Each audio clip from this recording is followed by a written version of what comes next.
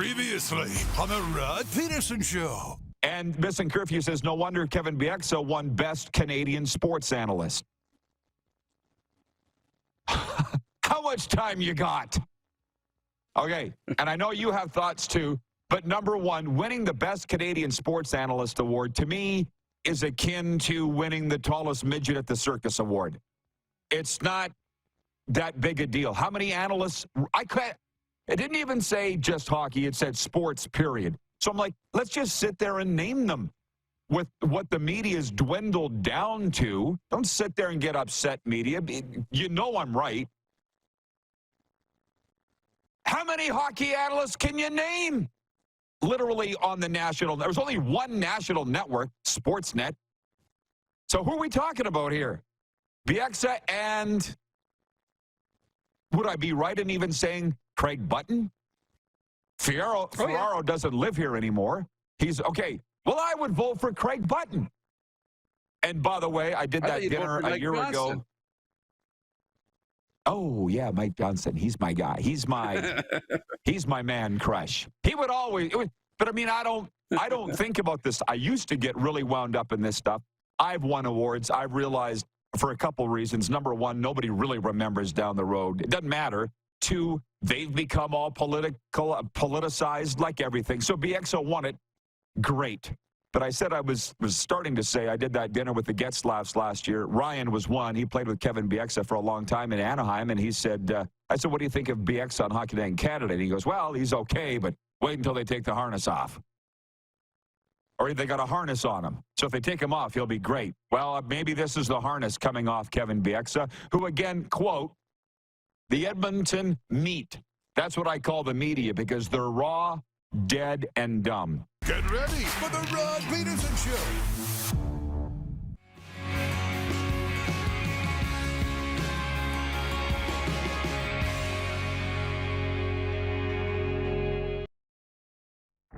And last night, my buddy Vaughn, he texted me and he said, how many blizzards have you had now that you're away from Serena? Just one. But then I got it in my mind, now I want a blizzard. So I said to my guy, Joe, you know Joe 747 Gunnis, our CEO, I said, you want to go get a blizzard in the intermission? He's like, yes, I do. So that's all it took. Now I got 2 blizzards I've had, and it was peanut butter cookie dough, by the way. This is the Rod Pedersen Show. How about that? Hey, everybody. Yeah, we're coming in hot. It's Football Friday, and we're excited, and we don't have a lot of time. We got Jim Barker coming up in the very next segment. And then we got Darin Burns. You may or may not know his story. We'll talk about that coming up. And we've got voice of the Calgary Stampeders, Mark Steven, on a very big night in the CFL 4 preseason games. I'm at the Moose Jaw Event Center. Tonight, watch party here for the Warriors at the Memorial Cup taking on Hosagana. Moose, I'll give you 20 seconds. Tell everybody where you're at because I know you're excited. Tell them why you're excited and where you are. Quick, and then we'll get down to business. Yeah, I'm in Hamilton. I'm at the Hamilton Golf and Country Club. It's the site of the Canadian Open Round 2 today, and I'll say it's heating up, man. Mackenzie Hughes, the Canadian, so far after a 69 yesterday, he's shot right up to the top of the leaderboard. He's 8 under so far. Just on the day, he leads the tournament right now as we get set to continue on. So awesome day today. I said 20 seconds. Let's go. Can you hit the quick six show horn, please, Director Jordan, and we'll go. We'll go. How about that? Listen. Yes, because we got a lot to get to here in the warm-up. The Quick Six Show topics. Number one, the big story is this. The Florida Panthers. Anton Lundell broke a tie with 9:38 to go, and the Florida Panthers beat the New York Rangers 3-2 in Game 5 of the Stanley Cup Eastern Conference Final last night. Gustav Forsling, Sam Bennett also scored. Bob made 25 saves, and now the Panthers can close it out Saturday night at home in Sunrise. Okay, smarty pants, you picked the Panthers. I picked the Rangers. You're right. I'll give it to you. So what's going to happen in Game 6 tomorrow, huh? You probably haven't even thought about it. What do you think? I haven't given it a lot of thought. I think it's going to be really difficult for the Rangers to find their way back in this series. But you know what? I think the Rangers will find a way to force Game 7. They'll find a way. Okay, there you go. You heard it here from Moose. I have no prediction because clearly I was wrong. I don't have a real good handle on this series because I've been watching one team all year and the other just parts of the year. What I do know is this. You may have heard the stat. In this series going into Game 5, 96% of the series, was the goal margin was a goal or less. That's how tight it's been. We knew it was going to be a tight series, so I think it'll go to Game 7, but don't. Darin said it, not me. Put it on him. Hell of a game last night. Moving on, point 2. All of this will push more next hour if we have time. Oilers at Dallas. Good morning, Edmonton. Good morning, Oiler Nation. I know you're excited. And to the Stars fans that are watching, it's a best of 3. But you can't say it's a best of 3 and forget what's happened the first 4 games. You can't. You just can't. The one thing about the Oilers is they're a box of chocolates, Darin. They're a box of chocolates. You don't know what you're going to get.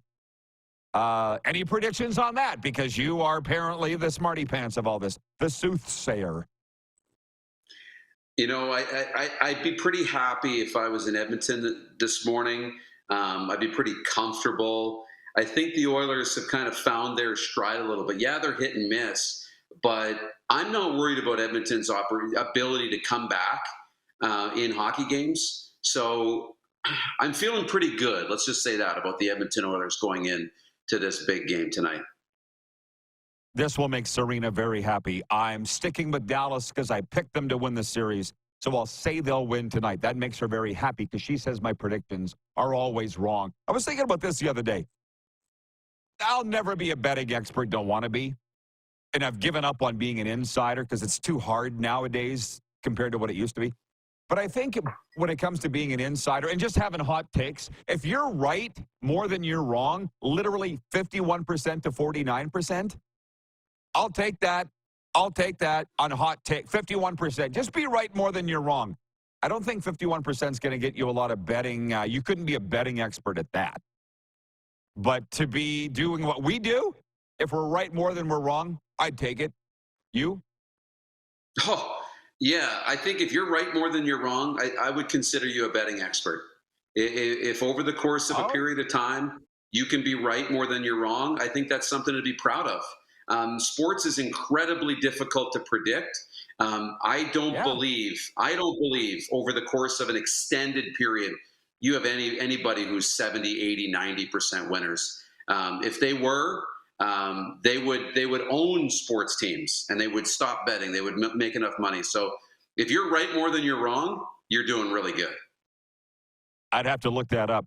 By the way, so tonight here in the Rempel Temple, Moose Jaw's Event Center, I'll be here for the first period of the watch party. The Warriors take on host Saginaw tonight at the Memorial Cup in Saginaw, Michigan.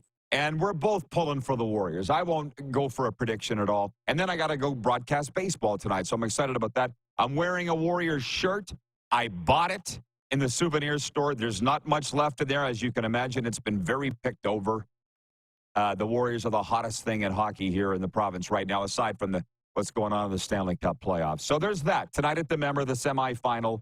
Moose Jaw versus Saginaw. To basketball, Luka Doncic had a 20-point first quarter on his way to 36 points for his high this season and the playoffs. And the Dallas Mavericks beat the Minnesota Timberwolves 124-103 to breeze through the Western Conference Finals in 5 games. The Mavs now have a week to rest before the NBA Finals begin in Boston. I'm not going to go through the CEBL Finals, but I was in Saskatoon last night, watched the Rattlers. We didn't set an attendance record for the CEBL, but you know what? We got all summer to do it. The Rattlers have won 3 in a row for the first time in their history. They beat the Vancouver Bandits last night. It was like 94-86. In a game shown here on Game Plus TV, Niagara routed, let me go back. I got it written down here. Niagara routed Brampton. I want to get the official score, 103-60.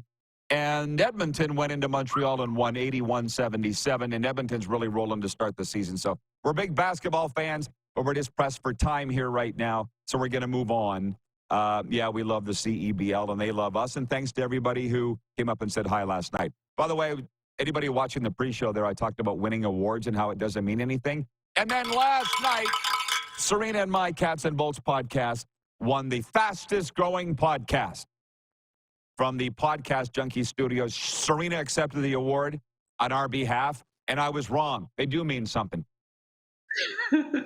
Darn, it feels good. Darn, it feels good to win. Congratulations, guys. How about that? Thank you, Moose. Listen, here, because it's America, and that's why I love it so much, because they need to have a winner, and there needs to be a loser. This needs to be declared. It's America. I'll be honest, north of the border where I was raised, nothing wrong with Canada, but it's everybody gets a trophy. Thanks for participating, and we all tried hard. That's fine, too. But America, we need a winner. And it was us. And it was our Cats and Bolts podcast. And gosh darn it, it feels good to win. Kids, it feels good to win. Try it sometime. Blue Jays, Jose Barrios scheduled to start for the Blue Jays tonight against the Pittsburgh Pirates. Toronto enters the game one game behind Tampa Bay and Boston, who are tied for third in the American League East. WCBL last night, Fort McMurray beat Swift Current 5-0. Moose Jaw beat Brooks 13-10. And the Moose Jaw Millers are home tonight to Fort McMurray. I'll be calling the game on Home Team Live. And Sylvan Lake beat Edmonton 17-2. Yeah, you heard that right. 17-2. Sylvan Lake over Edmonton last night. Darin, the reason I'm racing through this is it is Football Friday. I was talking to a football forefather, a CFL forefather. When he dies, and hopefully that's not anytime soon, he will be a football god. And I was talking to him this morning, and he goes, I love Football Friday. He goes, I can't wait for today's show. So I really appreciate him for saying that. And they tuned in for football today. And by the way, I haven't even looked at the comments yet, and I won't in this segment. You can write in if you want. Sober Carpenter text line 902-518-3033. I'll read them later. And if you're watching on YouTube, which a lot of people are doing, and streaming, you can write in there. There's my CFL preamble. There are 4 games tonight, and forget about that. It's preseason. It doesn't really matter. This is what matters. And we got 7 minutes in this. We could get through all this. One big question for each team. When Jim Barker joins us next from the CFL on TSN, he's prepped. He's ready to go. I said, come up with one big question for every team going into the season. It's fun as hell. And it's sports talk. We're not splitting atoms here, right? It's just talk. It's good old sports talk. That's what we do. So off the top of the head, and I know I'm just lobbing this in your lap. I haven't really given you any time to think about it. You can do it more next hour. But for instance, the Toronto Argonauts, the reigning outstanding player of the league, Chad Kelly, the quarterback, suspended for half the season for the sexual harassment allegations against him. The one big question for the Toronto Argonauts is, can they win games without Chad Kelly? And this ain't that hard when you start thinking about it. Hamilton Tiger Cats, Bo Levi Mitchell. Will he be the Bo Levi Mitchell of old, or will he be just an old Bo Levi Mitchell? A lot of this pertains to the quarterbacks. Calgary Stampeders, where I wish there was more of a buzz around the Stamps. We've done our part. But here's their question. Is Jake Mayer going to be the next one? Because if you recall, when he started, I said, who is this guy? Remember? And everybody jumped on me because I think he threw for 300 yards in 3 straight games, his first 3 starts. But then he cooled off last year. And he hasn't been the next one. Winnipeg Blue Bombers, literally, are you still going to be on top of the West? Or is this the year that you finally are an old team, right? 4 consecutive Grey Cup appearances, 4 consecutive division championships. There's no reason to think they're not still the kings of the hill. Ted Hill. What's the guy, king of the hill? Ted? What was his name? Was it Ted Hill, king of the hill? Hank Hill. Hank Hill. By the way, roll back the tape. Roll back the tape on King of the Hill. Hank Hill sounds identical to Matt Dominguez, Rough Riders Hall of Famer. You close your eyes, you couldn't tell who was talking. Very similar. I'm serious, man. And so same with Gus Farott and Craig Dickinson. If you closed your eyes and they asked them to read a sentence, you couldn't tell who it was. So those are some. What's the one big question for your CFL teams? That's just off the top of my head. Obviously, I went through half the league. But you, what would be your one big question? I can fill in the blanks. For the BC Lions, it's can you get to a Grey Cup at home? And go back to that stretch from 2011 to 13 where everybody seemed to win the Grey Cup at home. BC did it, Toronto did it, Saskatchewan did it. Well, now it's back in BC. Can you get to the Grey Cup at home? Ottawa's interesting. Talk about quarterbacks. Can Drew Brown step up and be a starting quarterback in the Canadian Football League? We know he's a great backup. But can Drew Brown step up and do that? What's the future for Sean Lemon in Montreal? Not a lot of questions with the Montreal Alouettes. It's pretty plug and play for the Owls. They're the team that has the fewest amount of questions. That's a big one for Montreal. And, for Saskatchewan, can Trevor Harris stay healthy? That's my big question for Saskatchewan. So they kind of fill in the blanks for you a little bit. And Macbeth. We're rattling. We're going. Quarterbacks. The who? The who? The what? Sorry? Macbeth in Edmonton. McLeod Bethel Thompson. It's all about the quarterbacks in the CFL. Like any league. I would say, and that's fine that you say that. There's no right or wrong answer.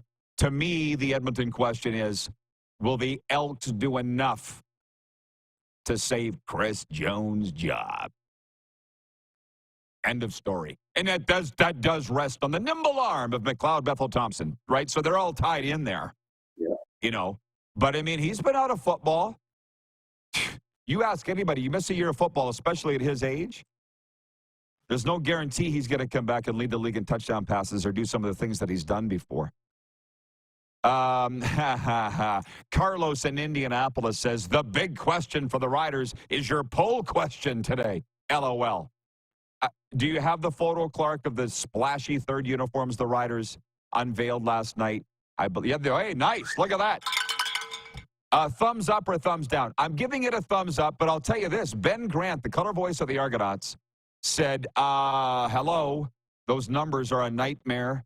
And I don't look at things from a play-by-play perspective anymore. Green on green.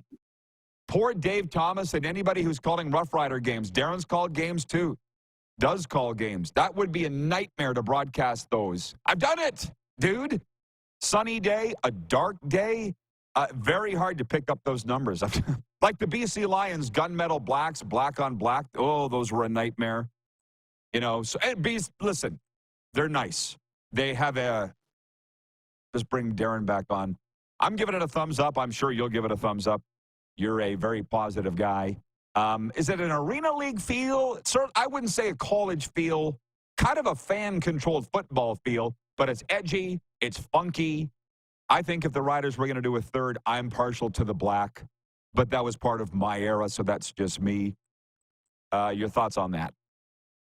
I really like the jerseys. I think they're sharp. I think everything looks really cool. I'm not sold on the S. What I would have loved to see is the Saskatchewan, the S with the little wheat shield thing, the main logo, in some sort of a blackened kind of tinted version of it to blend in. I would have loved to see that. I don't like the new S, but I love the jersey. Okay, hey, this football Fridays are always fun. And here's the thing, Stanley Cup playoffs, I'm in football mode today. I'm locked in. And that's what I want to talk about for 2 hours, and we're going to do that, and it's fun. Jeff, the Stamps fan, says, you said they would never win a game with Jake Mayer, whatever his name is. If you can find proof that I said that, show it, because I don't remember saying that. Maybe I did, but I don't remember saying that. Wayne in BC says, so the Stampeders already have an excuse before the season starts? LOL. Remember that scene in Dumb and Dumber when Cam Neely came into the restaurant and he was going to kick the crap out of everybody? And Jim Carrey was sitting there like, remember that? Who's the dead man that hit me with the salt shaker? Darin picked Calgary last. Not me, Darin. So Darin picked last. I'll wear it. Kick his ass, Seabass. I'll see you in hour 2, Moose. You bet. Jim Barker's in next. Darin Burns on the way, and the voice of the Stampeders, Mark Steven. The CFL preseason has 4 games tonight, including the Stamps at Winnipeg. We'll be right back here on Game Plus Television, WQE Radio, Apple Podcasts, Spotify, and YouTube Live.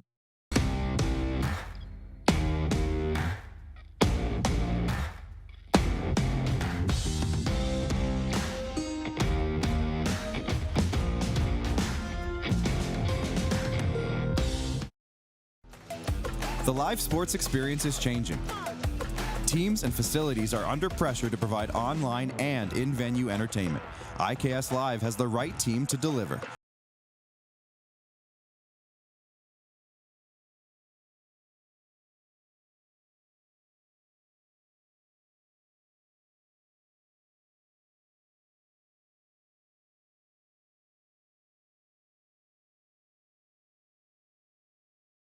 We're all capable of doing more. More speed, more reps, more commitment to getting every detail perfect. And that's why it's important we never miss a donation appointment. Blood and plasma donors are needed every day in Canada to support thousands of patients that rely on Canada's lifeline. We're asking you to join the Hockey Gives Blood Partners for Life team. Join today by downloading the Give Blood app or book online at blood.ca/HGB.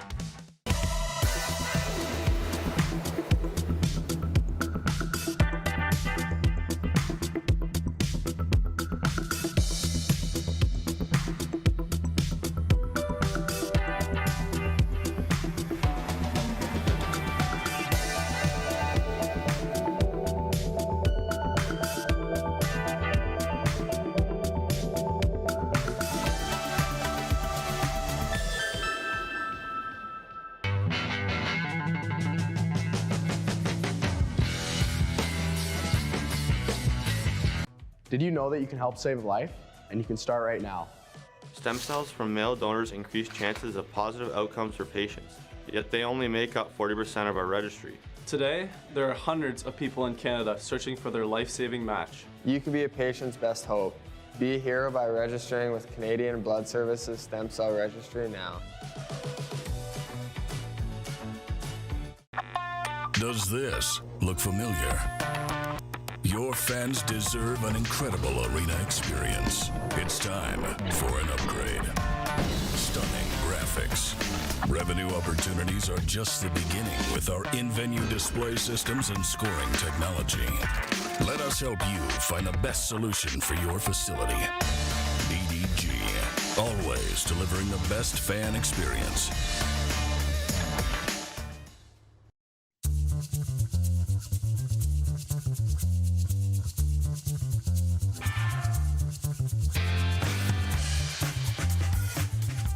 I like it. Text 902-518-3033. 902-518-3033. Pick up your phone and text RP, that's Rod Pedersen. Text 902-518-3033. Here's how your business can be a part of Canada's fastest growing sports talk show. All you have to do is contact us, and we will tell you all about the dynamic and exciting marketing opportunities we have, utilizing a fully integrated 360-degree multi-platform. Imagine your business seen and heard across Canada on Game Plus TV and around the world on the Rod Pedersen Digital Network. You will use one of the most overused expressions in sports. You gotta be kidding me. Get your business involved. Contact the Rod Pedersen Show today. Hey, honey, can you get one of the kids to show me how this Twitter thing works? Honey, I need to get on Instagram. Time for more of the Rod Pedersen Show. Hey, everybody, it's Football Friday, but we want you to know the Saskatchewan Rattlers pro basketball team is heating up this season, led by former Raptor Jalen Harris, with talent and coaching staff from the LA Clippers. Be sure to get your tickets now. Don't miss the action at SaskTel Center this summer. Visit Ticketmaster or head on down to the Rattlers front office in downtown Saskatoon.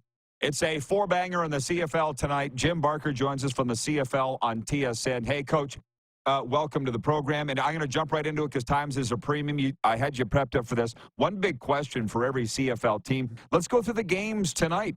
Hamilton at Toronto. What's the one big question this season for those teams? Well, I think you hit it on the head in your first segment. You talk about quarterbacks. Obviously, Bo Levi Mitchell is the key for Hamilton. They signed Stephen Dunbar this week because to be honest, in training camp, their receiving core was garbage, and they were really struggling. So, they have a new guy named Shamar Bridges. Their receiving core has got to answer the call. But here's the bottom line. Scott Milanovich has to put together an offense that'll allow Bo Levi to stay healthy.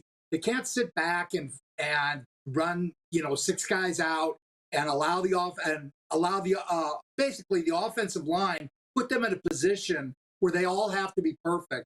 He needs to keep backs in. He needs to play action. He needs to do things to help Bo Levi. And I think he's going to do that. I think he's going to run the ball. He's going to use a lot of formations. I think he's going to do a lot of no huddle, which is going to put some pressure on defenses. That's the most important thing. Defensively, I think they'll be solid. That Toronto, it comes down to the quarterback, just like every other team. And we're looking at 9 games of basically they go from the MVP of the league to a guy who hasn't played. And obviously, until he shows something, he's the worst quarterback in the league just because he hasn't played. Nobody knows what he is. So he had one game in backup last year. So are they going to be able to win games? I'm not so sure that they are. Their defense is solid, especially up front. I think their defense up front is as good as there is in the league. Their secondary's got some big question marks. They lost Jamal Peters. He's gone. And I just think that they lost to Darius Pickett.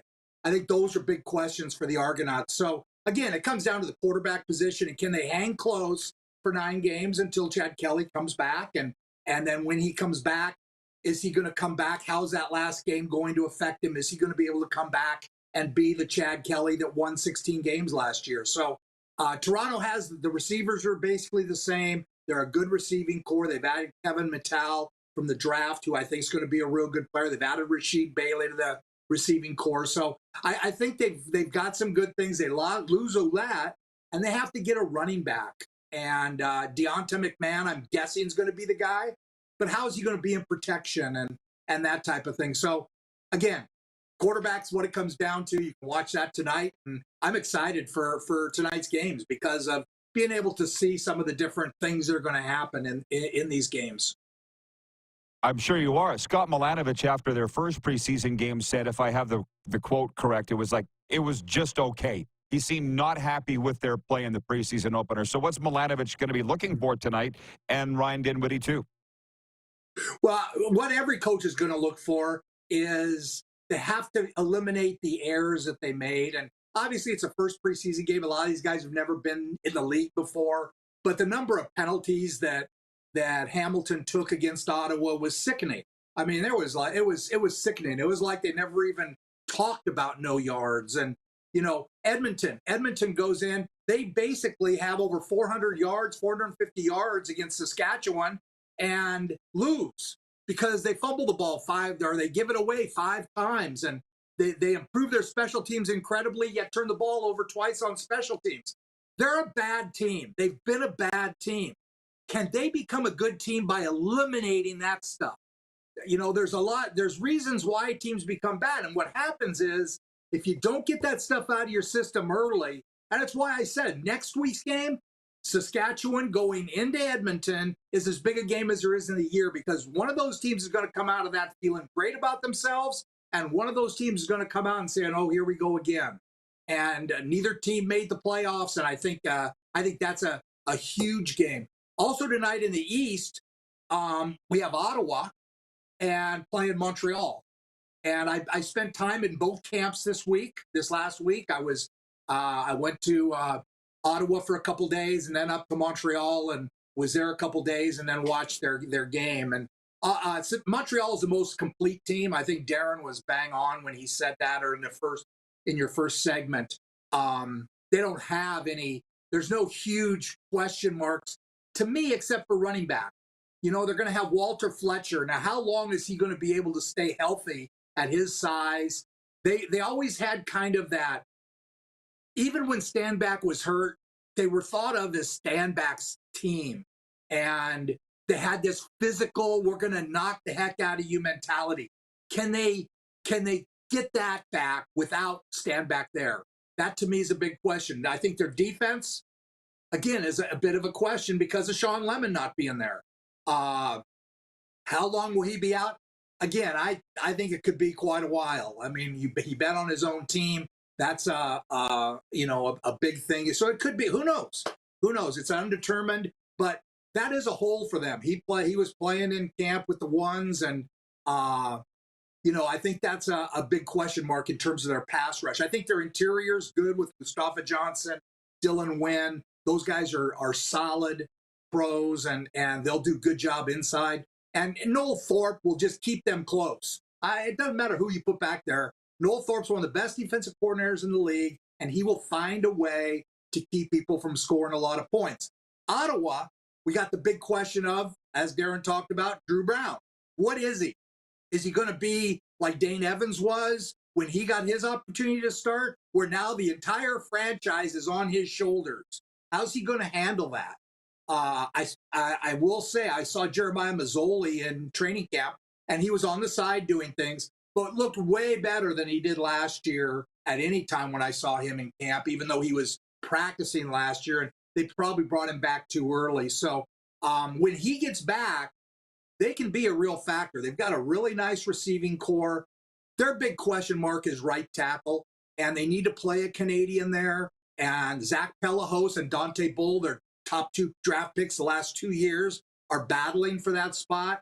They cut Philip Norman, who started in the preseason game at right tackle, but they have to play Canadian there because of the ratio.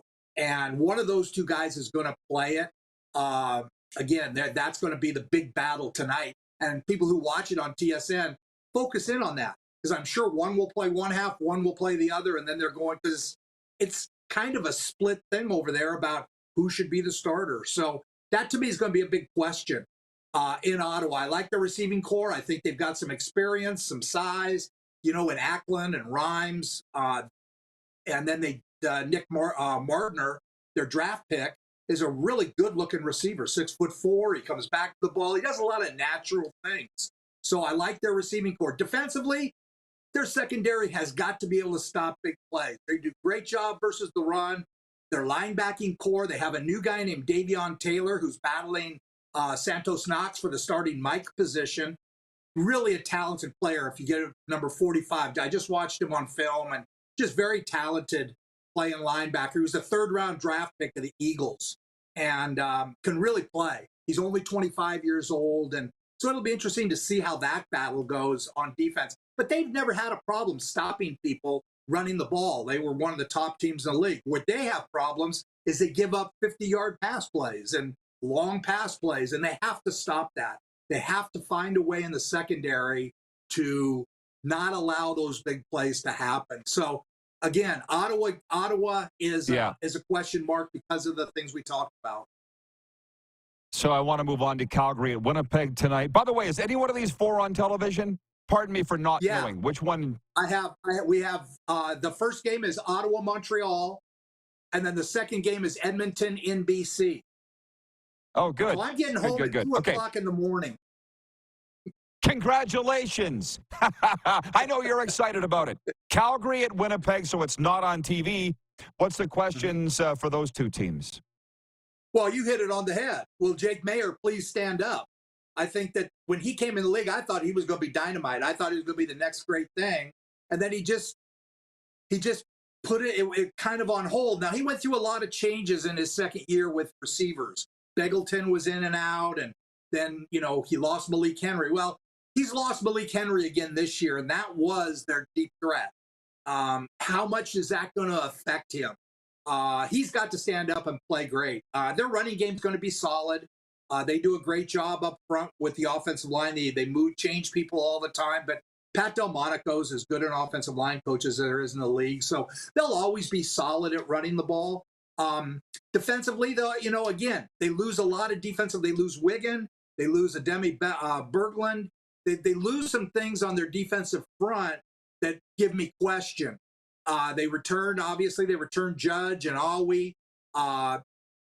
It's going to be interesting to see what happens there. They signed DeMario Houston to hopefully help their secondary because they've had some problems against the pass. Again, it's going to come down to Jake Mayer. If it's a Jake Mayer who played when he first came in the league and with kind of reckless abandon and made those throws you have to make, they can beat anybody. But if it's the Jake Mayer who played, where he had the rotating receivers, and there's probably a lot of things that went into that, they're going to have a long year. Winnipeg? So that's Calgary. And then Winnipeg. And Winnipeg? Winnipeg they're not playing anybody, but they don't have to. I'm really against quarterbacks like a Drew Brown. If he wasn't playing, that would be a problem for me, because to me, it's about how good can you get your team. But in the case of Zach Collaros, he's been with all those guys for 5 years now and knows them well enough. And there's not a lot of change there. Their receiving core is basically the same. They'll have one guy out. Bailey will be out, and they'll replace him with somebody else. Oliveira's back. Defensively is where their questions are. They lose Jeff Coate up front, Ricky Walker up front, Big Hill's not going to be there. So defensively, are they going to be able to stop the run? Are they going to be able to be the physical team they've been? That's what set them apart from the BC Lions. I felt last year was they were the physical team. And when you come down to one game you got to win, you need to be more physical. And again, are they still going to be that team without the Adam Big Hill leadership? You take his play out of it. It's what does he bring to that? We're just going to kick the hell out of him mentality that he has, and I'll line up in the far secondary and come up and whack somebody. And he just sets a tempo for their team. Not having that will be a factor for them. So it's going to be interesting to watch how their defense plays early in the season. So, but Winnipeg they'll be solid and they'll be the team to beat. And then BC tonight playing Edmonton. We talked a little bit about Edmonton. Go ahead. One sec. I just did us jump in there. We're going to take a timeout to our producers at Toronto on Game Plus Television, in Atlanta at WQE. We'll take a break here. We haven't got to the Lions, Elks, or Riders. We'll do that when we come back. I was going as fast as I could, buddy. No, it's good. Yeah, I know you were. You were doing great. But we do have to take a break. We'll come back. Darin Burns, CFL alumni, history maker and author. In the last segment of this hour, Mark Steven, the voice of the Stampeders, in hour 2. We'll be right back on Game Plus Television, WQEE Radio, and streaming Apple Podcasts, YouTube Live, and Spotify.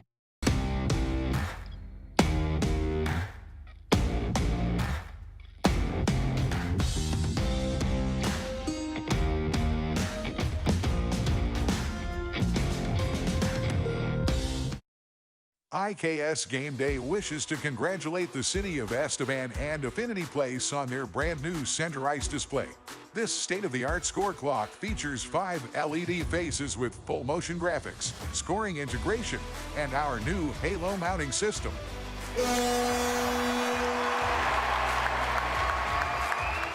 If it's time for an upgrade, let us show you how to deliver the best fan experience. You can find us at IKSGameDay.com. Now the race is on and here comes pride in the backstretch. Celebrate 40 years of Sawyer Brown. Some girls don't like boys like me. With Shenandoah. You got to get me to the church on the Cumberland Road. Plus special guest George Fox. Saturday, October 26th, Moose Jaw Event Center. I'll take the dirt road. Tickets are on sale now at the Moose Jaw Event Center box office or online at sasktix.ca. 6 days on the road and I'm Sawyer Brown and Shenandoah live.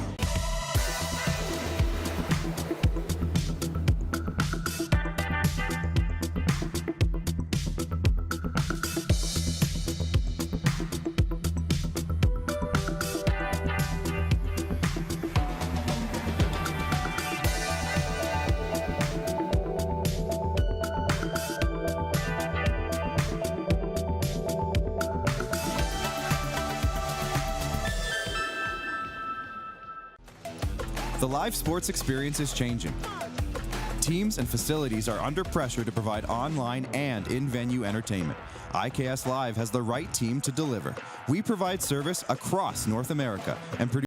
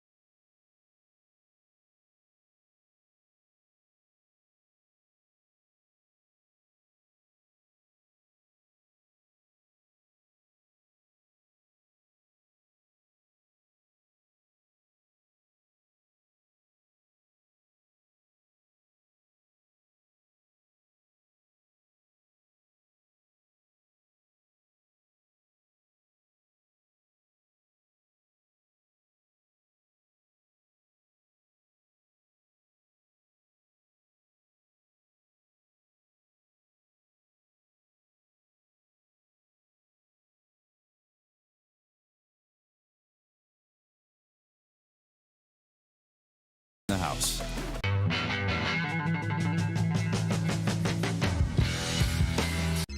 Text 902-518-3033. 902-518-3033. Pick up your phone and text RP, that's Rod Pedersen. Text 902-518-3033. Business owners and marketers. Okay, we know you think we're pretty cool. That's why we want you to share in the coolness factor. Partner with the Rod Pedersen Show and market your business every weekday to sports lovers just like yourself. Take advantage of our many cost-effective commercial and promotional opportunities. Tell the world about your business. Yes, the world. Thanks to Game Plus TV and the Rod Pedersen Digital Network. Contact us today and find out how you can be a part of Canada's fastest-growing sports talk show, The Rod Pedersen Show. And last night, my buddy Vaughn, he texted me and he said, how many blizzards have you had now that you're away from Serena? Just one. But then I got it in my mind, now I want a blizzard. So I said to my guy, Joe, you know Joe 747 Gunnis, our CEO, I said, you want to go get a blizzard in the intermission? He's like, yes, I do. So that's all it took. Now I got 2 blizzards I've had, and it was peanut butter cookie dough, by the way. This is the Rod Pedersen Show. Yeah, it is. Guilty as charged. Welcome to hour 2 of a Football Friday. It's been a blur, but it's fun. Now we just settle things down a little bit as we bring the Moose back in. It was so wild. You felt it, Darin, in the warm-up when you were saying when I was rushing through everything, which is fine because it bangs, it slaps. But we didn't get to point 6. And that is round 6 is underway at the Canadian Open at the Hamilton Golf and Country Club. David Skins of England had the best opening round, firing a blazing 8 under 62. David Hearn of Brentford, Ontario, was the top Canadian at 3 under. And I bet you can't wait for this hour to be over to get over there with all your golf buddies. Tell everybody about the CP stuff, the Canadian Open, sorry. Yeah, let's go. We got to get over to the golf. I just got some live footage. Because it's just across the street. But Mackenzie Hughes went out, had a great round for the best Canadian. He's now shot up to be right at the top of the leaderboard. But I just saw some video footage sent to me. Rory McIlroy teeing off any minute, or he just teed off within the last 5 minutes. And the gallery that was around that first tee, they all came to see Rory McIlroy. So that's a big draw. He's probably the biggest name in the field. Yeah, no kidding. I saw that yesterday that he was in the field. So you have fun down there, and I know you will.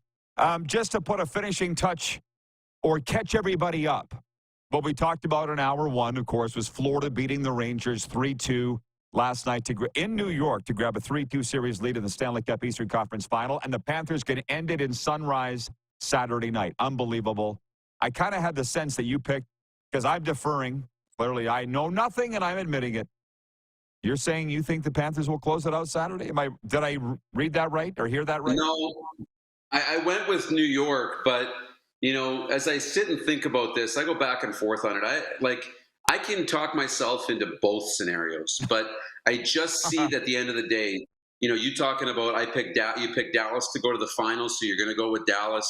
I think this series goes 7 games, so I'll take New York because I think they're good enough to extend it. Wouldn't be surprised in both cases if the series goes 7. But we're in the thick of the hockey playoffs. We're airing on national television in Canada, where hockey's #1 by a mile, and 31 U.S. states. So I don't mind with the hockey talk at a Football Friday earlier on. And then tonight the Oilers are at Dallas. That series is tied 2-2. Memorial Cup tonight's the semifinal in Saginaw, Michigan. I bought this yesterday, this Warriors golf shirt. The Moose Jaw Warriors. Don't even ask us who we're picking, because we're pulling for the Warriors to beat Saginaw tonight. I'll be at the watch party here. We're at the Moose Jaw Event Center, 5:30 face-off. I'll be here for the first period. Then I got to go broadcast baseball tonight. But it's a $5 charge to come watch the game with fellow Warriors fans and junior hockey fans. It's going to be big fun. NBA Final. The Mavericks advanced last night, knocking out Minnesota in Game 5. It'll be the Mavericks and the Boston Celtics in round 1. The final, NBA Finals. CEBL last night. I see people tweeting us about that. Listen, it's been a lot of work for a lot of people. I feel really good today. We talked last hour about Serena and my podcast, Cats and Bolts podcast, winning the fastest growing podcast award, let's say in the state of Florida. It feels good to put in a lot of hard work and be recognized. CEBL, the crowds are getting bigger. The games are great. We got superstars in the making. And Arlene's watching in Saskatoon right now, and she's like, people, you're missing out. The Rattlers, Sask Rattlers are off to a 3-0 start. Now, there are no games tonight, but I will just mention tomorrow, Saturday, Niagara's at Scarborough, Ottawa is at Winnipeg, and Calgary's at Vancouver. It's a highly competitive sports marketing place, sports place for the Canadian sports fans' dollar, any sports fans' dollars. So I'm happy to see the CEBL after a lot of hard work, because we know those guys and gals is coming to fruition. Blue Jays home tonight to the Pirates. 4 games in the CFL.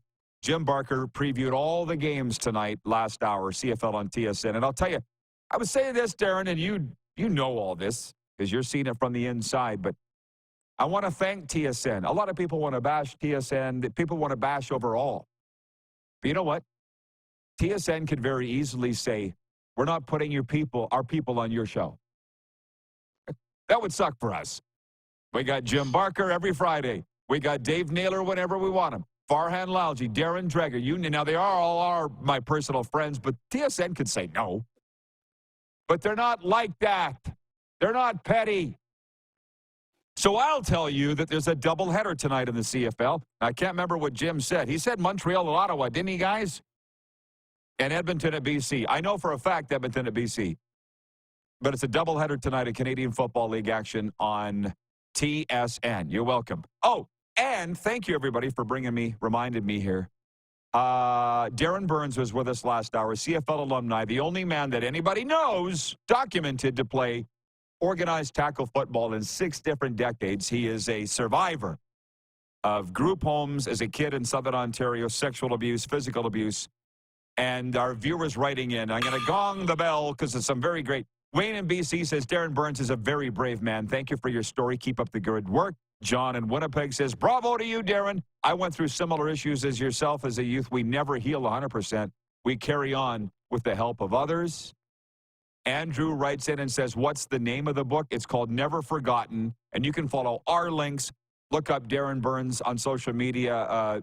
You don't have to pay for the book. It's free. He just wants people to get it in people's hands. Never Forgotten. Jeremy Shackleton writes in and says, Sportsnet is petty. I can't. I don't have any. No, I don't think they are. Because Arash is on whenever we want, and Ken Reed's on whenever we want. You know what? No, they're not. At least they're not petty with us. I don't know. Darin, can't we all have fun? Isn't that what we got into this That's what I'm doing. Do? Yeah, exactly. It's just, I don't have time for it. Oh, okay, Bomber Boy is watching in Calgary, and he says the Jays are introducing a new jersey tonight. Okay, I don't, at this very moment, have time for that, but I'll bring up the poll question today. It's how do you feel about the new Saskatchewan Roughriders third jerseys, which were unveiled last night at a splashy party, I believe, at Mosaic Stadium. Clark has the photo of it. If you don't mind throwing it up here. Keenan writes in on the Sober Carpenter text line, 902-518-3033. He's from Athabasca, Alberta. And he says, what an amazing Roughriders jersey. Take my money. And Kirk from Toronto writes in and says, third jerseys usually suck. I stick to what works. That's from Kirk. See, they're 50-50, one either way. I think it's pretty cool, but as Ben Grant pointed out, the Argonauts color broadcaster on radio, that would suck to call those games. Those numbers be hard to pick up from the broadcast booth. Let's just put it that way as we bring the Moose back in. But we want to keep it positive here. The logo's pretty cool. I couldn't decide on what league it is represented or reminiscent of. Ryan in Saratoga, New York wrote in, and he goes, it's kind of XFL, UFL-ish. Would you go along with that or nah? Yeah. It reminds me of the movie Any Given Sunday. That's what it reminds me of. I think that's a jersey that, you put Steamin' Willie Beeman inside of, and away you go. I love them. I think the black's cool. Yeah, the numbers will be a little difficult to read, but I think they look great. I just think, the logo doesn't have me sold yet. I don't like the idea of a new logo. I wish they would have went with a version of the old logo, but you know what? It's still good. I think the logo's a bit of a reach. The color scheme's pretty cool. The logo, a bit of a reach, but that's just me. Jacob writes in, Jacob Ragus, regarding Darin Burns, our guest last hour. He says, best teammate I've ever had. Inspirational story. People sharing their stories is very important. Share your recovery, as we say. I mean, I guess it's a blessing to me that I get so desensitized to things like that. Sometimes I tell Darin some of the things that I'm dealing with in the recovery field, and you're just like, and to me, it's heard it all, seen it all. And to be honest, when you deal with that, that's where you get real grateful and realize what were we complaining about again? Really, what were we complaining about? I can't remember, because this guy or this gal's dealing with this, And sports is not life and death. Newsflash. Newsflash, everybody. Sports is not life and death. I know that's very hard to believe. By the way, gosh darn it, thank God I make notes for myself, Darin, because you and I have a bit of an attention problem, let's be honest. You think? I wrote down here as point 5 of the quick 6, just football notes. And I had written one big question, which quite frankly, we covered all of that, I think, very well. And it's 11:11 Eastern, by the way, speaking of attention problems and squirrels. Beautiful. Just expect a positive outcome. Expect it.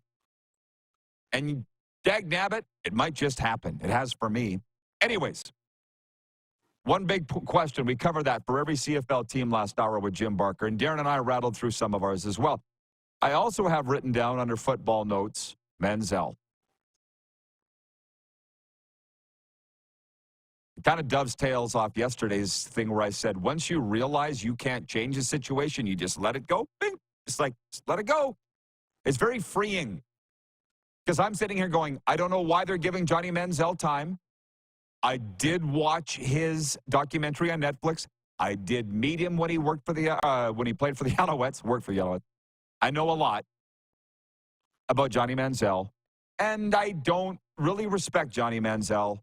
And he's come out now and said he was just used in the CFL for eyeballs and clicks. And my record, as I was in the league at the time, I kind of remember this as, Johnny, it's your last chance to get your act together. It's your last chance, Johnny. And you blew it. Again, like you always do. That's my take of Johnny Manziel. Why are you turning around pointing the finger at the CFL? They didn't do it. We don't. We. I'll talk about the CFL as we. We don't need you, Johnny. We were doing just fine before. We're doing great now. We don't need you. So don't turn around and say you're a youth. And even if you were, doesn't matter. It's in the past. The NCAA screwed Johnny. I believe that. I can see why he's resentful. But it's just, I have more, but what do you think of the furor? And for those that don't know, he came out on a podcast this week and just lambasted the CFL like he lambasted everybody else. Johnny Football, the biggest sensation in football. How long ago? Less than 10 years ago. Biggest sensation in football, maybe about 10 years ago. And now he's not doing so great. You? It's human nature to take the easy way. Why would you take the difficult path when the easy path is right there?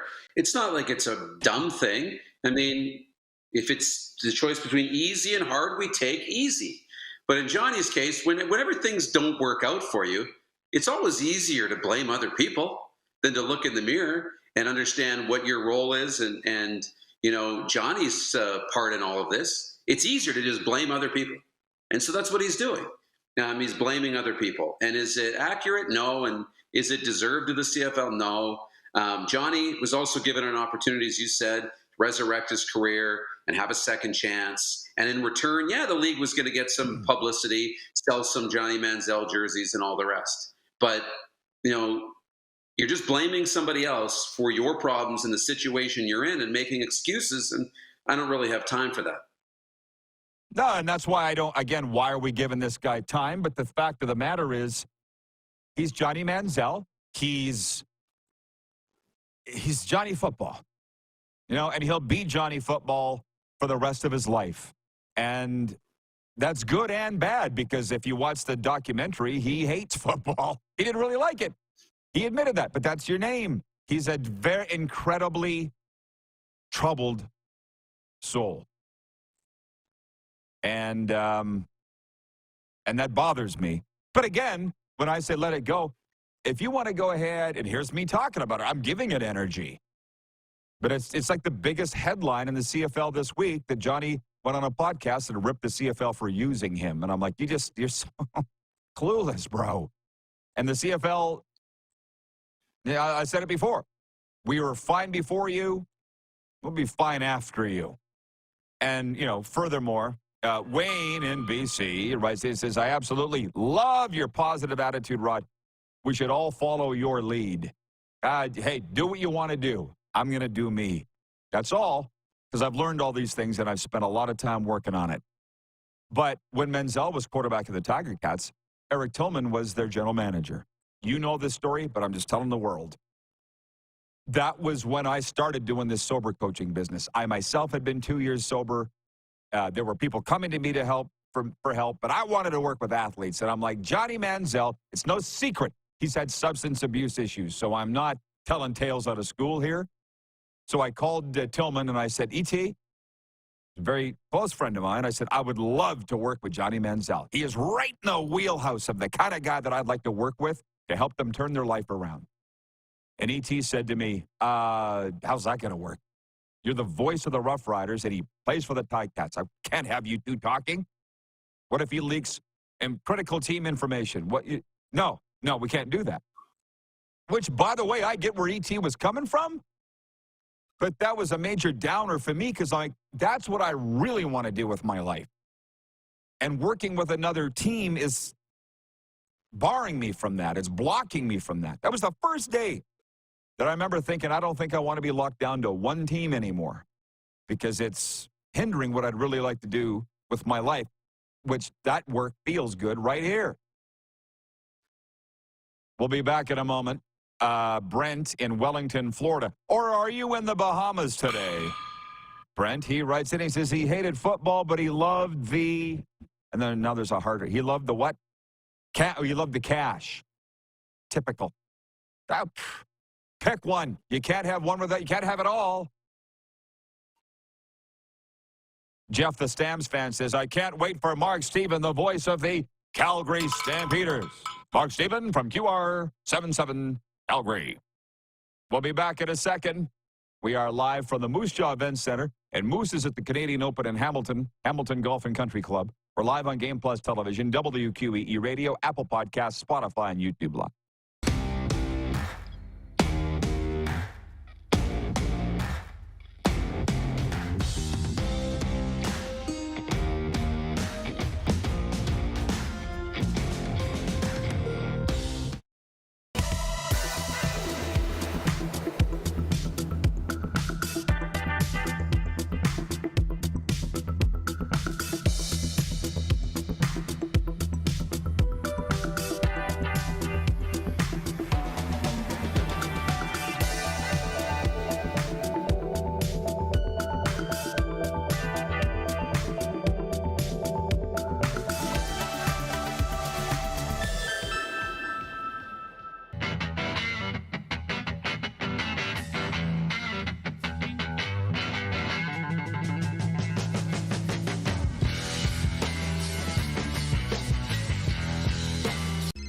Text 902-518-3033.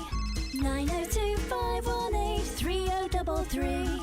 Pick up your phone and text RP, that's Rod Pedersen. Text 902-518-3033.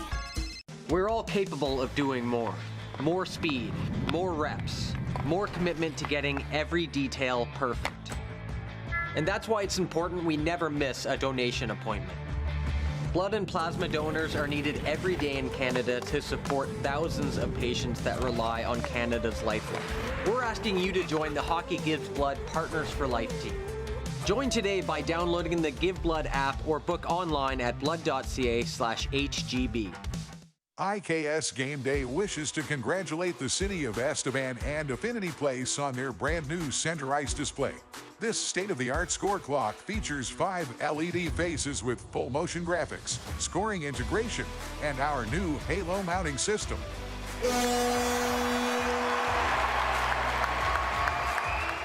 If it's time for an upgrade, let us show you how to deliver the best fan experience. You can find us at IKSGameDay.com.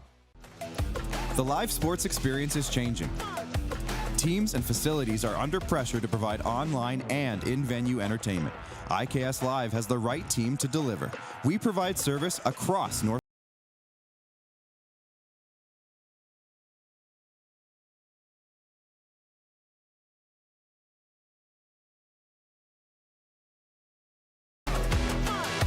IKS Live continues to bring you the best seat in the house. Nestled in the scenic Qu'Appelle Valley, just 20 minutes northwest of Regina, is one of the finest golf courses in all of Saskatchewan, the Deer Valley Golf Club. The clubhouse has a full-service restaurant, and customers can enjoy a casual dining experience with spectacular views of the golf course and valley. A fully stocked golf shop, staffed by PGA of Canada professionals, is equipped to meet all of your golf apparel and equipment needs. Book your tee time, family event, or corporate tournament today at the Deer Valley Golf Club. Call 306-731-1445. Here's how your business can be a part of Canada's fastest growing sports talk show. All you have to do is contact us, and we will tell you all about the dynamic and exciting marketing opportunities we have, utilizing a fully integrated 360-degree multi-platform. Imagine your business seen and heard across Canada on Game Plus TV and around the world on the Rod Pedersen Digital Network. You will use one of the most overused expressions in sports. You gotta be kidding me. Get your business involved. Contact the Rod Pedersen Show today. Send us your opinions now. We won't victimize you unless you really deserve it. Now, back to your host, Rod Pedersen. Hey, everybody. Football Friday continues, but just a word about one of our fine sponsors. The Saskatchewan Rattlers professional basketball team plays at a SaskTel Center, offering the best entertainment for all of Saskatchewan. Their season has started with leadership from their NBA-experienced head coach and look to return to championship weekend this August. Get your tickets now by visiting Ticketmaster or head on down to the Rattlers front office in downtown Saskatoon. It's a Football Friday. Please bring in the Moose. And I will say this, I was at SaskTel Center last night. The Rattlers are 3-0. For the first time in franchise history, their president is Lee Genier, our good friend, worked with our show for some time. And I asked him, Lee, I said, Lee, how much does it have to do with the fact that you're back, that they're 3-0? And he said, well, it's all part of the magic, Rod. Of course it is. Yeah, it's not there are no coincidences. And, go Rattlers. Darin, were you jealous at all? Because that's your barn. You've broadcast many games at a SaskTel Center. Were you getting a tang of homesickness last night watching the highlights from our social media stories? Of course. Anytime, we see what's going on back there. It's a great place to go and check out a game. And honestly, that championship weekend and their inaugural season in Saskatoon, that was some of my favorite memories, especially around basketball and that team. So it was really cool. And hope there's an opportunity to get back there and do some work with them again. It was so much fun. And I'll say this, man, they are selling a crap load of merch. Like everybody in the stands had that. And it's nice stuff. Forest green and sand. Oh, give me some. It's the nicest color scheme. For sure in the league, I would put Winnipeg at number 2. That's just me. If I was starting a team, okay, everybody, this just popped into my head. If you were starting an expansion franchise in whatever league you love, whether it be the NFL, CFL, CEBL, MLB, you name it, what color scheme would you use? I'd have to think about that for a second. It wouldn't be forest green and beige or sand. It wouldn't. It would be a little, probably a turquoisey thing. Like the Winnipeg Sea Bears got some some real nice stuff. It would be not black and yellow. I mean, not that there's anything wrong with that. Moose Jaw Miller Express, that's their color, but something that not everybody else has. Like the L'Orange Ice Wolves of the SJ Junior A Hockey League. That's a blue that nobody else has. You know, that's what I would do. By the way, Jim Young, Dirty 30, Hall of Famer with the BC Lions, writes in and he says, I loved playing football. It wasn't about the money. I worked at other jobs in both the season and off season. Yeah, it's not, as I said earlier, it's not, if you're doing it for money, it's the wrong reason. Period. In my mind, that's just me. What color scheme would you have, Moose? Tell me. Well, I'm a big fan of the baby blue, but that's already out there, and the navies, because those are my teams. I'm a big fan of navy and baby blue. But, you know, the Saskatoon Berries with the purple looking pretty good. They do the purple and the baby blue together, and that looks really sharp, and you want to talk about different colors. So I like that. But you were talking about the Rattlers jersey, the forest green and sand, and made me think, what would that Rider jersey look like, the third jersey, if it was forest green with sand outline of those numbers? That would have been pretty hot. I think it's an interesting thing, by the way, with people getting offended so easily. You know, so I don't care for your color scheme. You don't need to cancel me. Whatever, insert team here. You know what I mean? Like, it's not that big a deal. Like, some people like straight hair. Some people like curly hair. Some like brunettes. Some like blondes. Right? People just get so offended so easily. And the thing is, listen, dude, the best color scheme in the world is the Argos Cambridge Blues. End of story. Done. If you were starting a franchise, though, is that going to be your color scheme? That's a different discussion. Just with my friend Brent in Wellington, Florida, he says, Bahamas. I asked him where he is. He said, Bahamas yesterday, Sasky on Monday. He says, I'm looking forward to some Western pizza and dry ribs. You in? You had me at Western Pizza. How about that? John Ohm says, get some purple in sports. You don't see much of that color, Rod. Yes and no, although Jim Young, watching right now from Vancouver, did play for the Minnesota Vikings. I feel like the Vikings cover purple for everybody. But I was watching the WCBL highlights of the social media from the Saskatoon Berries expansion team, who haven't won yet. Fire the coach. Did you see they had their dancing girls out on the dugout in purple overalls? I'm like, that looks good. That's a very interesting shade of purple. So that's all that I'm saying, man. Red and black. Half of every league's jerseys are red and black. If you were a brand new team, why would you go with red and black? But that's just me. Yeah.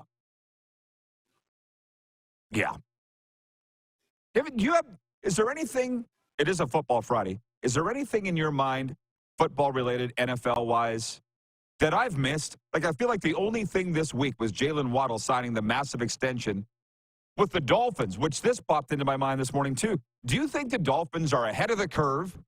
Said no one ever, but that they are investing all of their money into offense because the NFL and football in general is hindering defensive play, banning the drop hip tackle and various things. What do you think? Well, I think you go the way of your coach. Mike McDaniel's a very offensive, creative coach. And so, you know, if you're going to be the Dolphins and you're going to put your eggs in one basket, it's probably going to be offense, because that's what your coach knows. That's what he's interested in. That's the identity of the Miami Dolphins, is they've become this creative, fun, offensive-minded team. So, you know, as I like to say, lean into it. If that's your identity, lean into it and own it and be the best at that, and hope that that can overcome whatever liabilities you might have on defense. You know, for the Baltimore Ravens, they've got a defensive-minded coach, so typically they've been a defense-first team, a run-first team on offense, very physical, gritty. That was always the MO of the New England Patriots, was their defense. And, yeah, Tom Brady, but not a lot of spectacular weapons. right? Because Bill's a defensive guy. So I think you kind of mirror what your head coach is and go that way. You understand there's more than one way to skin a cat. Now, the Patriots system made the players stars. I mean, Tom Brady was a 6th-round draft pick, right?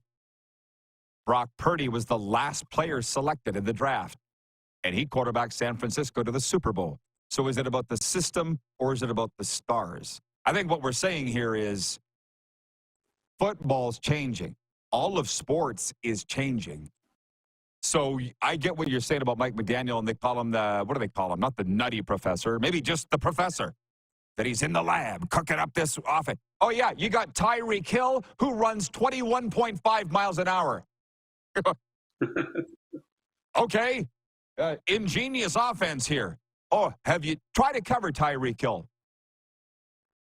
Darin, just so you know, the fastest I've ever been able to get up to in a treadmill was 15 miles an hour. And I'm a runner. You know that. I'm a runner.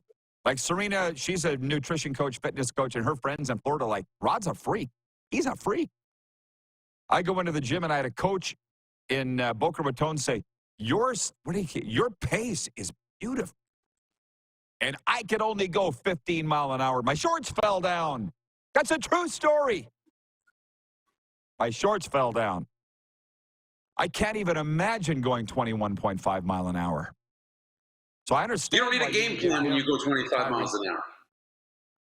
You just say, hey, Tyreek, you run, and that guy try and catch you. Yeah, exactly. Good luck. Listen, I was at a game with Gil Scott and our buddy Craig Jeffrey, for the multi-millionaire Toronto people that would know that name. Owns some golf courses there, and you've seen the photos. They were playing the Jets, and Tyreek Hill, like literally the DB, the corner for the Jets that was lined up on him, his knees were knocking. I could hear them from the suite we were in. It's pee running down his leg. How am I going to cover this? He's like McDavid.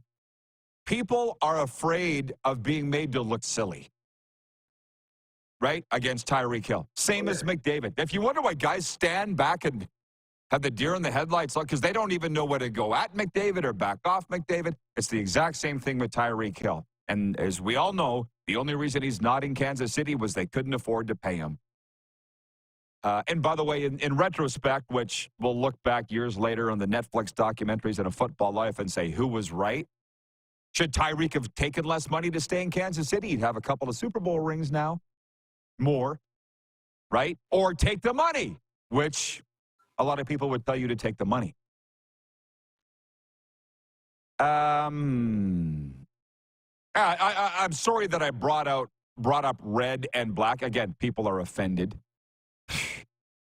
Seriously, dude. Where is it? Wayne in BC says, like the Red Blacks. What? I'm just saying, the Calgary Surge came out last year. All this hype. It's not like they're hurting anything. They have the attendance record of the CEBL set this year, 12,300 and something. But I'm like, red and black? Really? Half the teams have red and black. Jeff, the Stamps fan, says, once the Stampeders pulled off red and black better than anyone, there's no point replicating. Sure. Well, okay. Jeremy, writing in, he says, the Chiefs won the Super Bowl on the back of their defense last year. The offense is what made them the playoffs. Got them to the playoffs. Whatever it is, all I'm saying is, because I live in the Miami area, I get Dolphins crammed down my throat 24/7. I'm like, you're spending all your money on offense, and you didn't sign anybody on defense that I can see. You actually lost guys. You're studs on defense. Clearly, there's a pattern here, a plan here. I just don't really know what it is. I think this is, we don't have time here, and Mark Stevens coming up from Winnipeg, the voice of the Stampeders. But a fun project is, here would be mine. If I was awarded as the owner of an expansion franchise in the National Lacrosse League, and we were going to play out of Sunrise, Florida in the Panthers building, which frankly is a dream of mine, what would be the name? What would be the color scheme? That would just be a fun thing to daydream about all weekend. But here's the thing. I'm a 51-year-old man. I don't have a lot of time for daydreaming. I'm doing stuff. I don't daydream. I used to. It's a waste of time. But I will think about that amongst all the other things that I'm doing, like calling baseball every game this weekend and that. But to think about it would be like the Florida, what? You know? It would not have an S on the end. It would be like the Florida Wave, the Florida Orange. It would be something like that. It would be cool as hell. Most, we got to run. Have a great weekend. Enjoy the Florida Wave would be baby blue turquoise with a sand-colored outline, and it'd be the Florida Wave. Hoorah! There you go. Have a good weekend. There you go. Okay, have a good weekend. All right. Mark Steven joins us next, the voice of the Calgary Stampeders. Get your questions in now. They're at the Bombers tonight.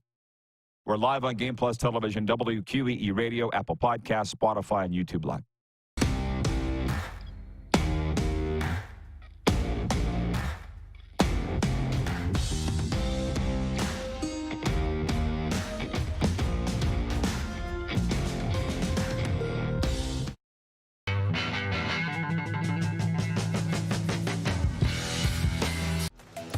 The live sports experience is changing. Teams and facilities are under pressure to provide online and in-venue entertainment. IKS Live has the right team to deliver. We provide service across North America and produce the best fan experience, in the seats or streaming to you.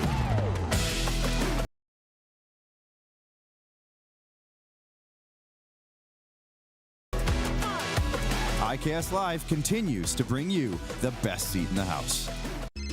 Text 902-518-3033.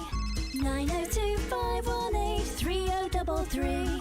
Pick up your phone and text RP, that's Rod Pedersen. Text 902-518-3033.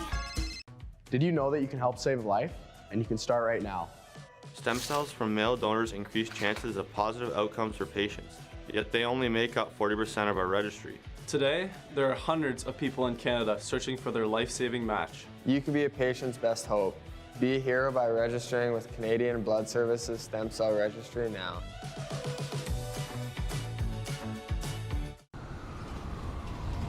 I'm Bridget Lacquette. I'm a First Nation Olympic silver medalist, and I'm proud to represent Indigenous hockey players across Canada. Each year, hundreds of Canadians need a stem cell transplant from an unrelated donor to save their life. Anyone can have a hard time finding a stem cell match, but for Indigenous peoples, it can be even more difficult because just over 1% of prospective donors on Canada's stem cell registry are of Indigenous backgrounds.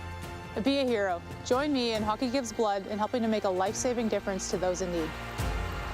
Register today at blood.ca/beahero.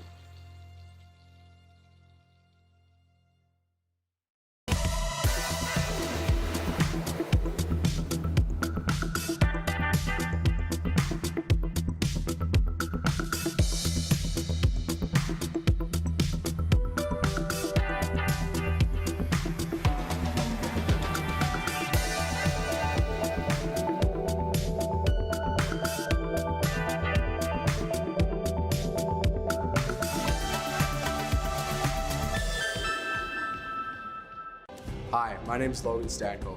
And I'm Connor Bedard. We're both Hockey Gives Blood player ambassadors and proud to be blood donors. There are thousands of patients each year in Canada that rely on a generous stranger to save their life. Please book an appointment today to donate blood at blood.ca/HGB.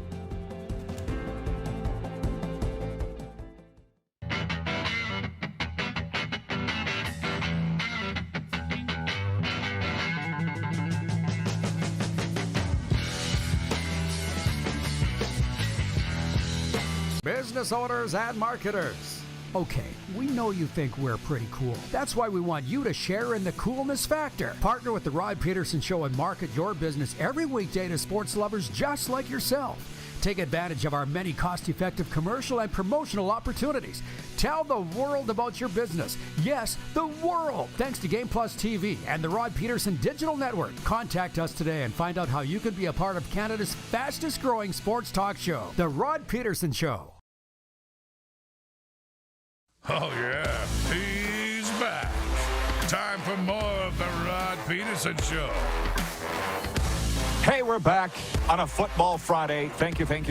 Brought to you in part by Sober Carpenter, non-alcoholic craft beers, and ironically, Common Crown. Brewery out of Calgary.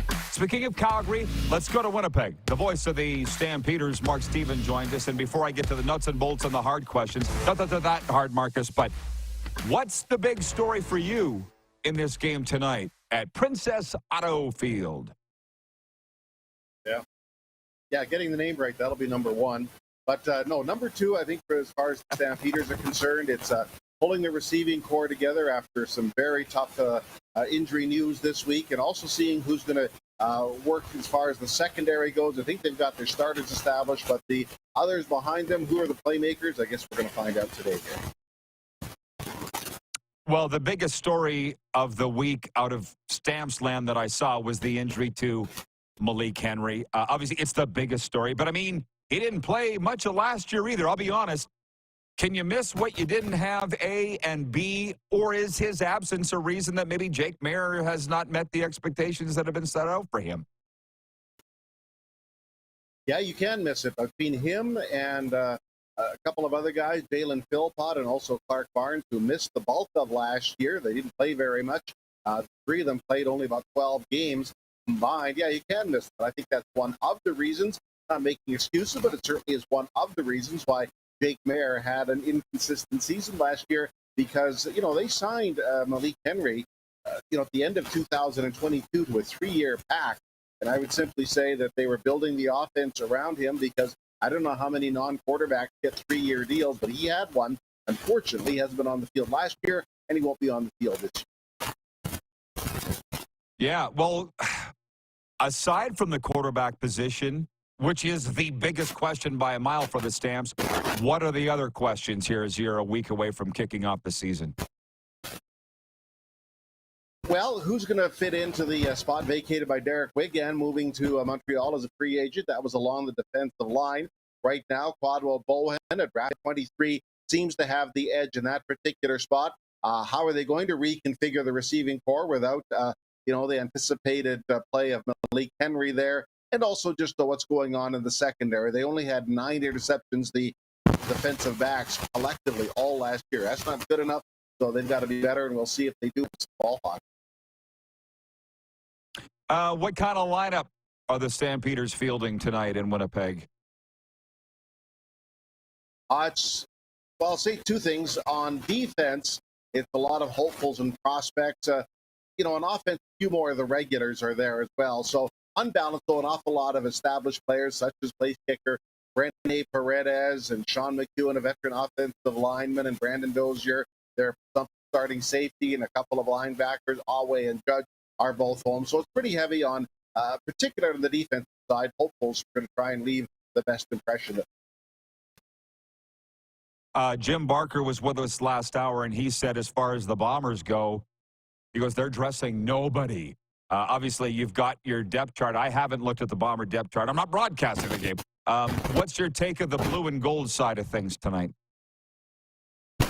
Well, that's accurate. They aren't playing anybody. Of course, they've got the short week this week. Remember, everybody except Saskatchewan plays today. Then they have the roster cut down, and then the season opens up on Thursday, and it opens up right here in Winnipeg with Montreal here in a Grey Cup rematch. So obviously for the established players, Stanley Bryant, Oliveira, so many others, Zach Caleros, the focus is Thursday, not tonight. But for others, obviously there are some that are still trying to make the spot, but they've got the short week, so I totally get what they're doing and why they're doing it. Jeff, the Stamps fan, writes in and he says, if there's a better play-by-play and color doer than Mark Steven and Greg Peterson, I don't know it. No, there isn't. You're right, Jeff, the Stamps fan. I will certainly go along with that. But I will say this, Mark. Last year, you guys left it really late, as you know, and you overcame the Riders down the stretch to make it into the playoffs. And I felt that was a dangerous game to gamble. But your guys like Ryan Thelwell and all those guys around town, Jabari Arthur, said, that's what we do. Not a big deal. Is that the plan this year, Mark? Or what? I feel like it's a dangerous game to play. Well, let's not kid anyone here. 6-12 is very, very rarely an entry ticket to the playoffs, right? And they can't count on Saskatchewan losing 7 consecutive games to make the playoffs. So, obviously that's why they went out and made some moves. They signed DeMario Houston in the defensive backfield. Randall they picked up from Montreal. And, some players moved on. They just weren't good enough last year. they didn't come to terms with Derek Wigan or Ryan Sevier, people like that. So, they had to make some changes. So, no, let's not kid anyone. 6-12 extended their playoff streak, but it's not a long-term successful strategy, I'll tell you that.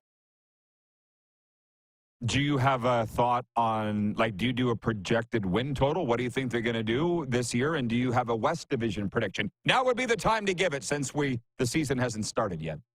Yeah. Well, I would say the Stampeders are certainly right now 9-9. I think that's where they are. I would think Winnipeg is almost identical to last year, is a hair ahead of the BC Lions. One thing that does worry me a bit about Winnipeg, though, is their age. They've got a lot of great, I call them playing Hall of Famers on the team, but eventually they're going to go over that other side of the hill there. And Stanley Bryant's still great. Adam Bighill's on the sidelines. They've got some others, but if everybody stays healthy, they're capable of winning it. BC not too far behind. The Stampeders next. Saskatchewan, I know Craig Dickinson was a convenient problem area for everybody to focus on, but they've got a few other things they have to do better as well to get better. The penalty totals were way up there. Corey may secure that. I don't know. And as far as Edmonton goes, I know they've been tenacious and made some great high-profile free agent signings. I mean, nowhere in the league is facing more heat than Edmonton right now. But I've got to see it from Edmonton. I'm tired of hearing about they've done this, they got all these great players, etc. I got to see it before I can buy into the Elk. Oh, God, you're right, Jeff. Mark, you're right. Jeff, the Stamps fan, writes that he says he's predicting an 11-win Stamps season. That's from Jeff. But I'll tell you what, my friend Mark, I was with your guy, Don Hewitt, the professor. You talk about Edmonton in the talk. Here in Sask, they're measuring the width of the streets for the Grey Cup parade, how big the floats can be. It's a Rider Nation thing, as you know. What are you getting out of your neighbors to the east? What are you seeing? Well, first of all, they'll have a healthy quarterback, you'd like to think. That would be number one. Lose sight of the fact that, when Trevor Harris went down, certainly things changed for the Saskatchewan Roughriders, not in a good way. I mean, Jake Dolegala tried, but he went 2-7 last year. As far as other moves, they have made some good moves, and they are a good team. But, how good are their special teams? I'm not sure, and that may hold them back. How good are they at, being able to fix their penalty totals? They had way too many last year. Let's wait and see about that. So I need to hear it, see it from them, and not just talk about it. Bomber Boy writes in, and he says, dreamers can dream. Here's the thing. You would know Corey Mace better than anybody. They don't make him better, right? Solid guy. We believe he's going to be a great head coach. But it's not just him. I just feel like they've put the whole basket, all their eggs in the Mace basket and said, go do it. And that's a lot to put on a guy. Yeah, I would agree. I would agree. And he'll certainly make a difference. He'll bring in his own people, his own thoughts, his own everything. But you're right. It's not all about him as well. So, let's not lose sight of the fact Trevor Harris is 38 and coming off an injury. I mean, I hope he can do it. I'd like to think that he can, but we also can't. If we can call Winnipeg possibly facing age, we got to say the same thing about Trevor Harris in Saskatchewan. I hope he makes it back, but time is going to tell. All right, and I can't let you go because I don't know when I'm going to talk to you again. Hopefully it's soon, but is it officially the first season of the post-John Huff-Nagel era? Or is Huff around? Is he out? Is he kind of in? What is it? Well, he's kind of in, and he should be in. I don't have any problem. He is around, yes, no question. But, he's sort of a, quote, consultant. But, he's around. How much is he doing day to day? He's around, but he's not around as much as he was as coach and GM. And guess what? I think it's tremendous that he's around to be able to, bring his knowledge and expertise to things. But he's around, yeah, no question. But that's his role. He's supposed to consult, and he's doing a bit of consulting. Sure. Oh, cool. Hey, do whatever you want. He's a Hall of Famer. I'm just saying, I feel like we've had 4 announcements or press conferences that Huff's done, and he's still there every year. So I just wondered the scene. All right, Mark, have a great call. Well, it's never the intent for him to I hope to ride off into the sunset, yeah. I hope to see you in a stadium here soon. See what happens. It's going to be interesting. Looking forward to it, and away we go very soon here. Exactly. We wait a long time for this, and it's finally here. Thanks, Mark. Mark Stephen, the voice of the Calgary Stampeders from QR77 Calgary. We'll be right back with a overtime after this. We're live on Game Plus for one more segment this week. Also, Key Radio, your southern home of sports and talk. Apple Podcasts, YouTube Live, and Spotify.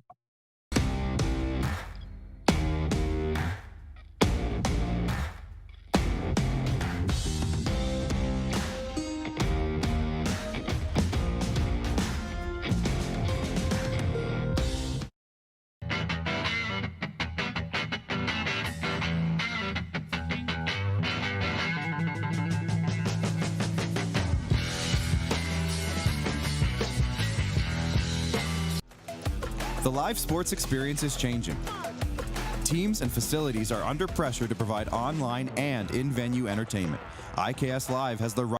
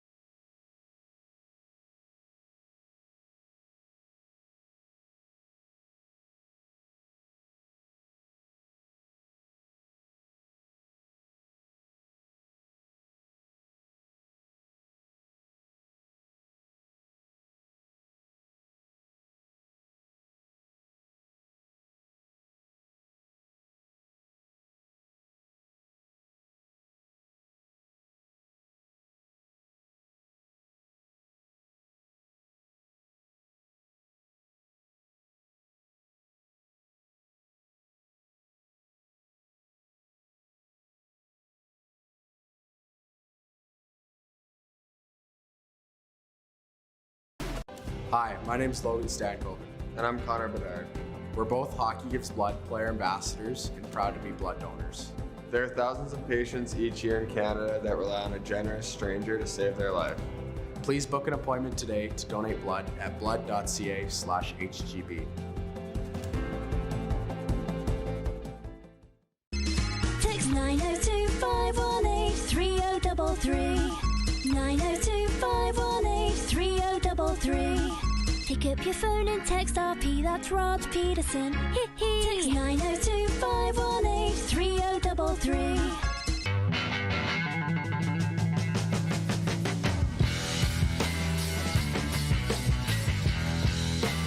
Here's how your business can be a part of Canada's fastest growing sports talk show. All you have to do is contact us, and we will tell you all about the dynamic and exciting marketing opportunities we have, utilizing a fully integrated 360-degree multi-platform. Imagine your business seen and heard across Canada on Game Plus TV and around the world on the Rod Pedersen Digital Network. You will use one of the most overused expressions in sports. You gotta be kidding me. Get your business involved. Contact the Rod Pedersen Show today. You got something to say? You want to add to the show? What are you waiting for? Don't just sit there. Say something. Now, back to the studio with Rod. Overtime is for our friends at Overtime Hockey Lanes in Calgary, 28th Street Northeast. Come give us a shot where skill and fun collide. Check out the summer kids camps, monthly memberships. They're really doing great things to make that an amusement park for hockey players. I love it so much. Overtime Hockey Lanes in Calgary. Carlos in Indianapolis, appreciate you. He writes that he says, great show, everyone. These 2 hours went by fast, and boy, was it packed. We covered a lot today. Yes, we did, and we're not done. We got a lot of time left here. In the 7 minutes in this segment, that's an eternity in the broadcasting business. I had to put my jacket on because it's a little warm in here. Covering my Moose Jaw Warriors golf shirt that I bought yesterday in their souvenir store. And Yeah, it's a little chilly in here. And you ain't going to hear me complain about that. I'll just put on a jacket. As people are literally melting in South Florida, which, by the way, where Serena's sweating it out, and she actually likes it. But it reminds me of Phil, the Zamboni driver in the old Agrodome, when I was the voice of the Regina Pats between TV and radio 20 seasons. I was walking around the bottom of underneath the stands. I said, "Hey, Phil, can you turn the heat up a little bit in here?" He turned to me and said, "It's a hockey rink, not a shopping mall." Never brought it up again. Ron in Calgary writes in. He says, "Great show again, Rod and Moose. Go Warriors. Go Dallas." Sorry, Serena. 4-3 Dallas. Don't worry. She ain't paying attention. She's in a zone getting ready for the game tonight. Gary in Penticton, BC. Gary with 2 R's. Writes in. He says, "Prestige or money? Money or prestige? Money will win out the majority of the time. Tyreek Hill is a prime example. Have a great weekend, Rod." Reminds me of a radio manager I had once that said, "How come everybody's making a big deal out of you? I run this place."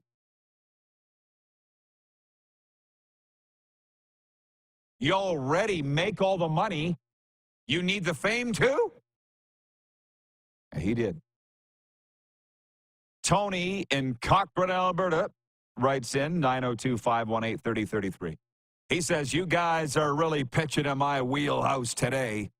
Being a diehard Cleveland Browns fan since the late 70s, 2 things. 1, the Riders' 3rd jersey, don't mess with a classic.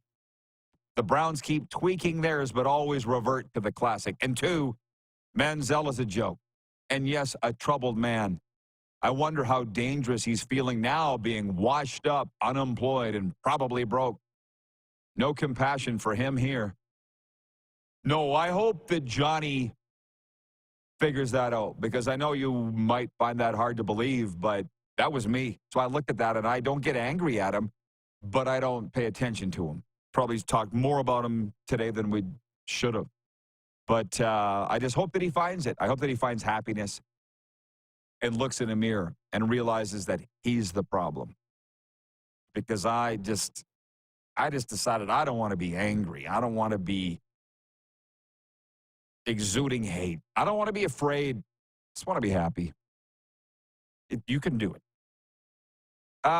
Here's the sports update. The Dallas Stars host the Edmonton Oilers in Game 5 of the NHL's Western Conference Final tonight in Texas. Series is 2-2. Stars defenseman Chris Tanev is questionable for tonight's game after injuring his right foot blocking a shot in Game 4. I'll tell you what, I don't get as big into the injuries in the regular season, but that is a huge factor tonight. Is it enough to make the Oilers win? We'll find out. I still got Dallas to win the series. The Moose Jaw Warriors meet the host Saginaw Spirit in the semifinal game at the Member tonight. Warriors fell 5-4 to the Spirit in the tournament's opener. But remember, they went down early. It's like 4-0. Then they came back and almost won. Tonight's winner meets the London Knights in Major Junior Hockey's championship game on Sunday. The Blue Jays open a 3-game series tonight against the Pirates at Rogers Centre. Jose Berrios will be on the mound for Toronto. This sports update is brought to you by Landmark Cinemas, now playing at Landmark Cinemas. If, from writer and director John Krasinski, If is about a girl who discovers that she can see everyone's imaginary friends and what she does with that superpower as she embarks on a magical adventure to reconnect forgotten ifs with their kids. If stars Ryan Reynolds, John Krasinski, Kaylee Fleming, Fiona Shaw, and the voices of Phoebe Waller-Bridge, Louis Gossett Jr., and Steve Carell. Check landmarkcinemas.com for showtimes. And also brought to you by Common Crown Brewing Company, turning your everyday common beer into a unique and exceptional experience. Visit commoncrown.ca. Yes, John Madden was amazing. Thank you, John Ohm, for pointing that out. BW in Edmonton says, "Stay safe, everyone. Have a great weekend. I'll be trucking." Whoops. I just dropped my gong. Gong. He says, "Go get some of Canada's best pizza." It's not some of Canada's best pizza. It is Canada's best pizza. Western Pizza. We got Western Pizza. Western Pizza right now. CFL tonight, a four-banger. Hamilton at Toronto, Montreal at Ottawa, Calgary at Winnipeg, Edmonton at BC. If that's not your thing, WCBL, Sylvan Lake at Edmonton, Fort McMurray here at Moose Jaw. I'll be broadcasting it on Home Team Live. Check it out. It's free. Okotoks at Brooks, Lethbridge at Regina, the Saskatoon Berries at the Weyburn Beavers, Swift Current at Medicine Hat. And a couple of CEBL, 3 games to the CELBL tomorrow. Scarborough, Winnipeg, and Vancouver all hosting games. So enjoy all the sports, everybody. Be good to yourselves and each other. Check out that book, Never Forgotten, by Darin Burns, and we'll have all the links on our social media. Never Forgotten, the inspirational story. It's been a great show. Great job, Clark and crew. See you Monday. That? Who has more fun than us?